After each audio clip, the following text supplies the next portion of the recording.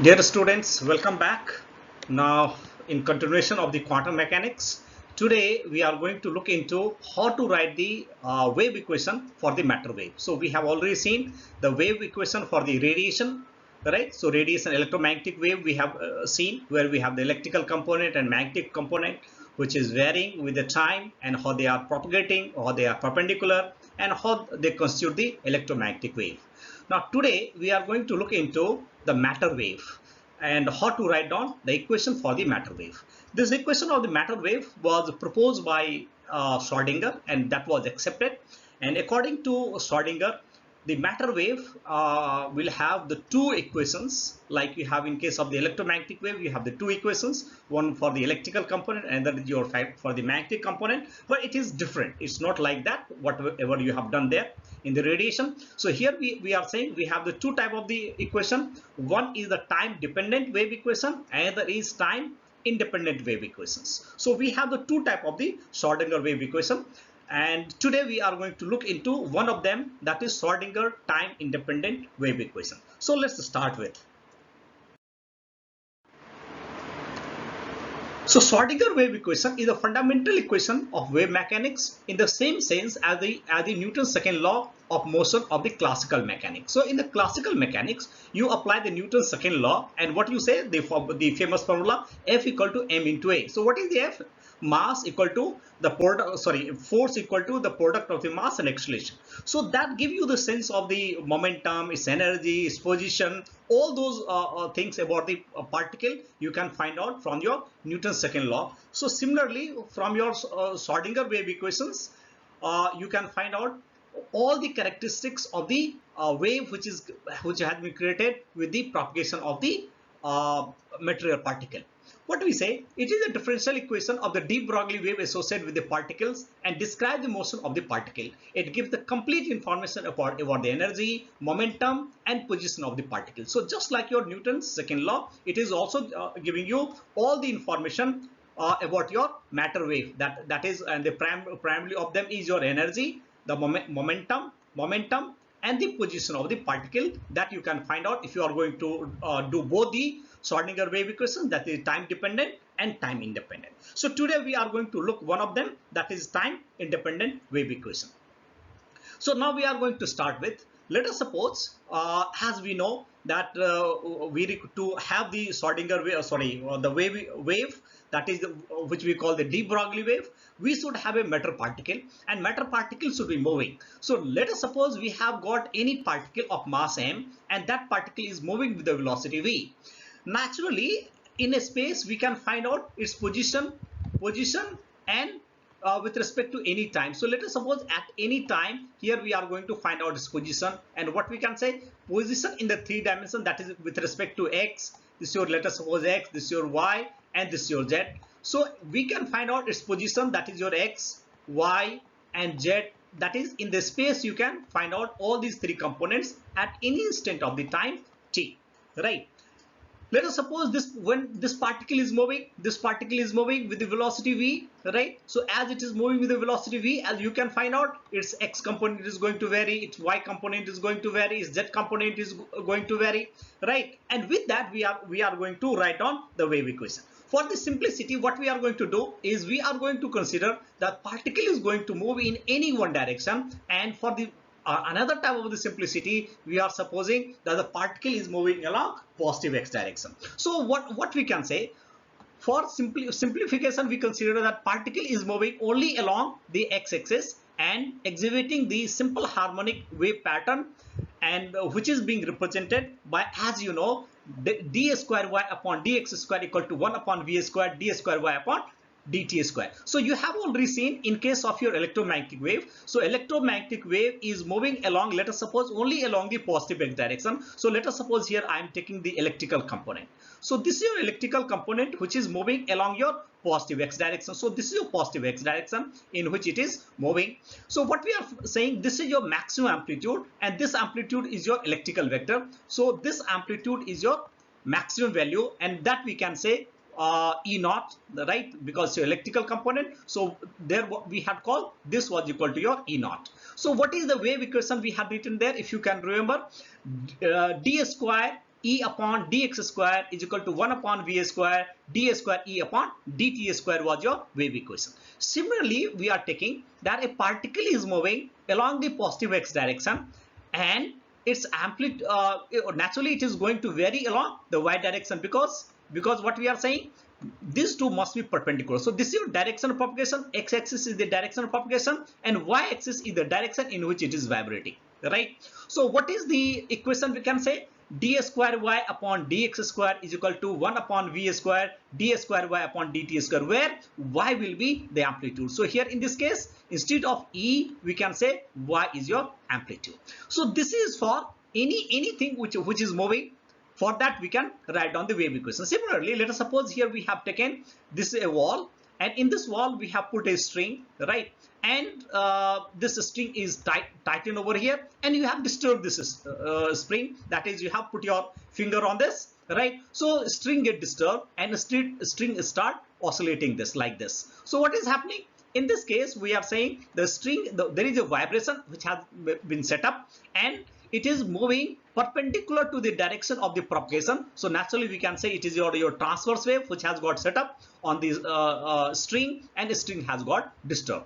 Now here we can say it has got a maximum amplitude of, let us suppose y is the maximum amplitude that it has got. Then we can write its wave equation as d square y upon dx square equal to 1 upon v square d square y upon dt square, where v is the velocity with which it is going to move. That is the vibration that is moving along positive x direction. So this is your general equation, the derivation of which we have seen in detail in case of your electromagnetic wave, and same thing we are going to put on your matter wave. So the radiation wave that we have seen, the same thing is being applied on the matter wave, and it is going to be examined. So now let us proceed further.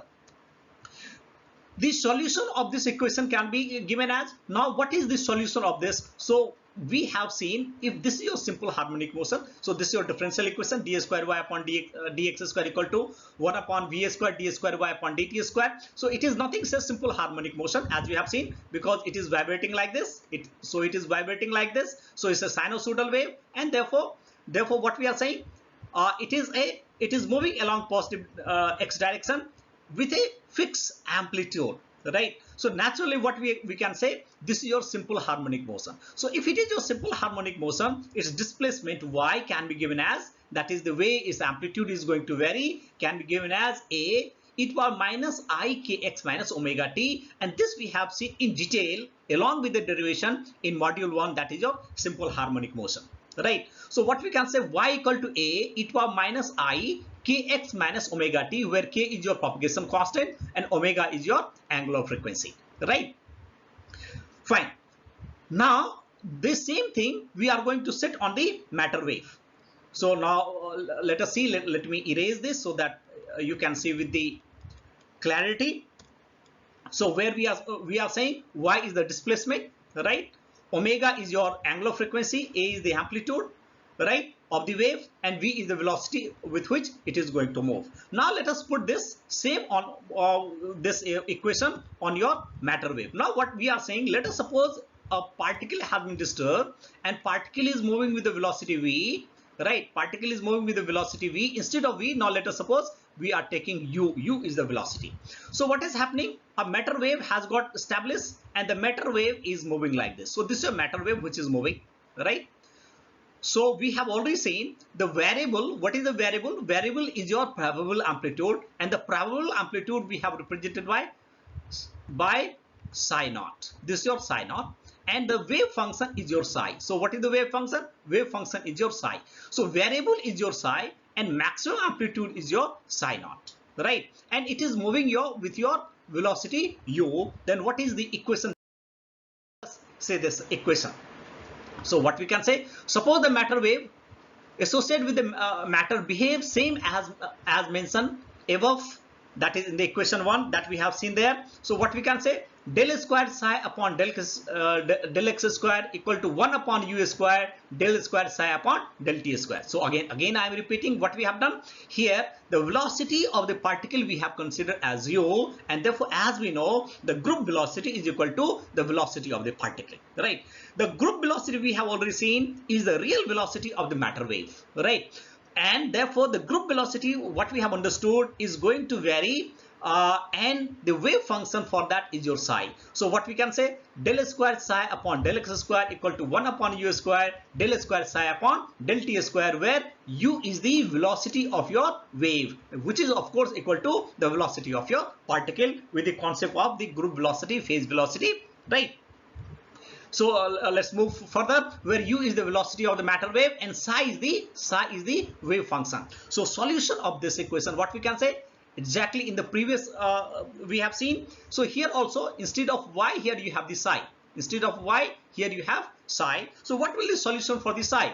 What we can say, psi equal to psi naught e to the minus I kx minus omega t. What is psi naught? Maximum amplitude. So we have already seen in the concept of the group velocity and phase velocity, psi naught is called your probable amplitude. So psi naught is also being represented by amplitude, and it is called your probable amplitude, right? And this is a variable amplitude. So what we can say, what is the wave equation? We can say psi is equal to psi naught a e to power minus I kx minus omega t. And how does this solution comes? That we have already seen in the SHM chapter in the module 1. Now what we are going to do, we require to solve this equation. So to solve this, in the equation 3, you see here you have del square psi upon del t square. So what we require to do, we require to solve equation 4, right? That is, we require to differentiate equation 4 with respect to time, as you can see the equation 3 with respect to time 2 times, and then we will be getting del square psi upon del t square, and that value we require to substitute in the equation number 3. So let us let's differentiate this, right? So first del psi upon, so equation 4 I am going to differentiate. Del psi upon del t equal to, what we can say, epsilon, of course it is out, minus I minus omega. So minus minus become plus. So what I can say, I omega epsilon naught e to power minus I kx minus omega t, because differentiation of e to power x is equal to e to power x itself, or e to power minus x is equal to e to power minus ex itself. So this is what we have taken, the differential. So what we are saying, I omega epsilon naught e to power minus I kx minus omega t. Differentiate it again. So again, if I am going to differentiate, so again we'll have another term I and omega. So with I and omega I have multiplied, so it becomes your I square omega square, right? Then the same thing is going to be repeated, epsilon naught e to power minus I kx minus omega t. And now you see your equation number 4, what you have taken there, epsilon naught e to power minus I kx minus omega t equal to how much? Epsilon, right? For this what you have taken in the equation 4, this is your epsilon, and I square is equal to minus 1. This is your I square is equal to how much? Minus 1. So what we can say, del square psi upon this del square psi upon del t square will become how much? Minus this minus I square psi, where I square is equal to your minus 1. This omega square is already there, and this value we have taken as psi, and this is your equation number 5.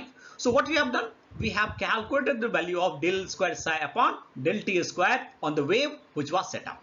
Now substitute this value of del square psi upon del t square in equation 3, and then you find out what is the value you are getting.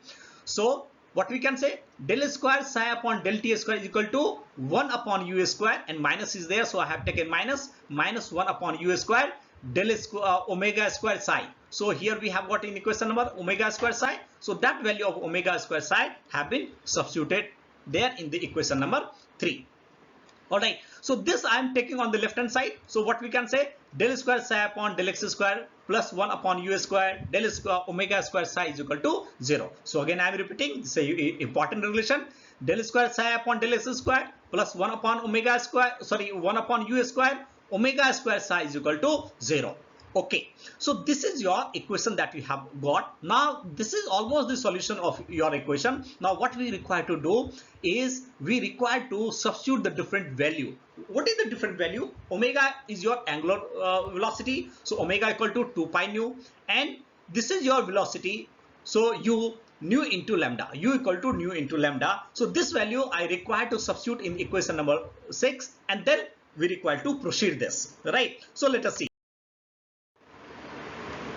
So what we say, so omega equal to 2 pi nu and u equal to nu into lambda, u equal to nu into lambda, that value I am going to substitute in your equation number 3.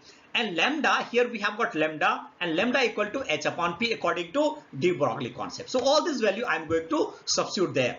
So what we are getting, this is your equation number 6 that you have seen in the previous slide. What is that equation? Del square psi upon del x square plus 1 upon u square, omega square psi is equal to 0. And now I am going to substitute the value of the omega, the u, and lambda, because u equal to nu into lambda and lambda equal to h upon p. All those value I am going to substitute. So this is what I am doing here. So what I am saying, del square psi upon del x square, so as it is I have written 1 upon u square, so u equal to nu into lambda, so nu into lambda whole square, omega equal to 2 pi nu, so 4 pi square nu square into psi, this equal to 0. This is your equation, right? Now let's solve this. So now lambda is equal to how much? Lambda equal to h into p. This lambda is equal to h upon p. See there, that is your de Broglie wave. So that value of lambda I am going to substitute. And here you have got nu square, and here also you have got nu square. So these two will get cancelled. So just simple simplification I am going to do there. So what I am saying, del square psi upon del x square plus 4 pi square nu square, right? P square upon nu into h. So what I have done, lambda equal to h upon p. Just I have substituted lambda equal to h upon p. So h is here and p square has gone there, because it's your lambda square will become your h square upon p square. So p square I have taken it in the denominator, right? So now here your nu square and this nu square will get cancelled. So this is what I have done here, del square psi upon del x square plus 4 pi square p square upon h square, psi is equal to 0. So this is your equation number 7. So there is hardly any difference between the equation number 6 and 7, because what I have done, I have only substituted the value of the angular frequency and the velocity that we had considered. That is because we have to solve in terms of the de Broglie concept. So matter wave concept of the matter wave should come over here, not the radiation wave. So in that sense, here I have substituted the value of the lambda, right? Now, since the particle is moving, so naturally it will have the energy, and energy classically we can say you will have the potential energy and the kinetic energy. So if a particle is going to move, then total energy we are going to take as the sum of the kinetic energy and the potential energy. So we have taken non-relativistic case. Here we are not going to take the total relative case, right?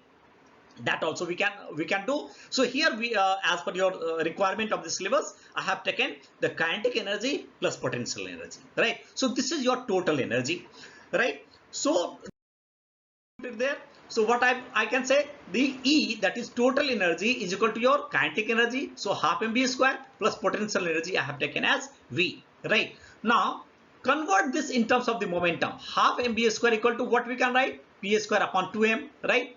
So this is what I have done, half mv square, this has been converted in terms of the momentum, so p square upon 2m plus v, right? So E equal to what we can write, p square upon 2m plus v. So from here you find out what is the value of p square. So p square equal to 2m E minus v. Now you have got the previous equation, equation number 7, where you had the value of the p square. Here you see, here you have got the value of p square. Here you substitute the value of the p square, that's all. So what you require to do, substitute the value of the p square. So what we can say, del square psi upon del x square plus 4 pi square upon h square 2m E minus v into psi is equal to 0. So what you have done, the value of the momentum that you have calculated, you have substituted there, and this is your time independent wave equation. So now if I am going to rearrange this, what I can say, del square psi upon del x square plus 4 into 2 pi square m, right? E minus v psi upon h square is equal to 0. So what I can say, del square psi upon del x square plus 8 pi square m upon h square E minus v into psi is equal to 0. Now there is another convention that we write h equal to h bar equal to h upon 2 pi, right? So h upon 2 pi value I am going to substitute in terms of h bar. So here you see h bar equal to h upon 2 pi. This is the convention in which normally we write the equations. So here you have the h and here you have the pi h upon 2 pi. So I'm going to convert that, and if I'm going to convert that, then this equation will be del square psi upon del s square plus 2m upon h bar square e minus v psi is equal to 0. So both of them, whether you say this equation or the next equation, one is in terms of the h bar and that is not in the terms of the h bar, both of these equations are your Schrodinger time independent wave equation, and this equation will give you the complete information of the object in terms of its energy, total energy, the kinetic energy, the potential energy, the momentum, as you are getting from the Newton's second law. All right. So what we can say, equation 8 is Schrodinger time independent equation. The energy value given by Schrodinger wave equation for a problem are called eigenvalues. Yes, not this you should remember, and this the detailed derivation will be doing there. The energy term that you are finding over here, this energy term, and again this energy is the same thing, same equation. So energy term that you are finding over here is called your eigen function, eigenvalues. So this is your eigenvalue, and the wave, that is psi function that is there, right, which is your nothing, that's your wave function. That wave function is psi. So psi value that you are finding, this psi, again I am taking here this psi is your psi, and that psi is your now it's very difficult to go back. So that psi is your wave function. So in this way I have finished your time independent wave equation, and thank you very much. In the next class I am going to take up the application of this Schrodinger wave equation. So how we can find out what are the applications, how we can really find out the energy, how we can find out the wave associated with that, right, how we can use in the engineering applications. So all those things will be looking up in the next class. Thank you very much.